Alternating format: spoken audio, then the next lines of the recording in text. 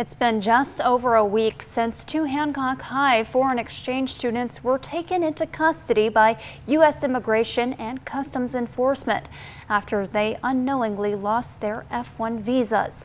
Tonight, WXXV's Megan Fayard is hearing from members of the community fighting to bring the boys home.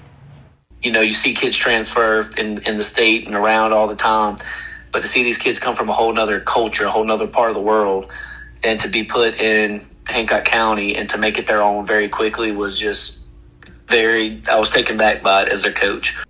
The Hancock County community has been hit hard by the sudden turn of events. The Hancock Hawks are especially feeling the hole left behind as the Makoka-brothers, 18-year-old Israel and 15-year-old Max, are stars on the basketball team. You know, our message this year was brotherhood. You know, how can we really get these guys to play for each other? And Max and Israel really took charge in that. And immediately from day one, they were very buying into our message, and it became a very one of the closest teams that I have ever been a part of as a coach in my 8 years of coaching.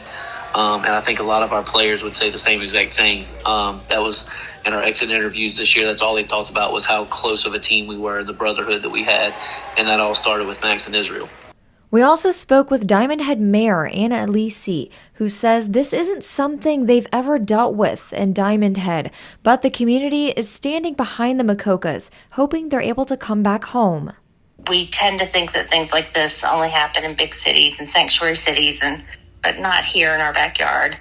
And it's shocking when it doesn't. We, as a community, are deeply concerned about the welfare and fate of these two boys, and by all accounts, they are model students and model citizens. And, you know, we have tremendous respect for the law, and we understand that the law needs to be followed, but it doesn't surpass our concern for them and their well-being.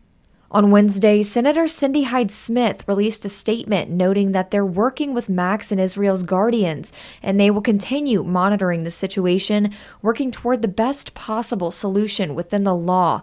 And just one day prior, Representative Mike Ezell stated on social media that his office is also closely monitoring the situation, staying in contact with the appropriate agencies and working to ensure that laws are enforced responsibly while recognizing the impact these situations have on families and communities.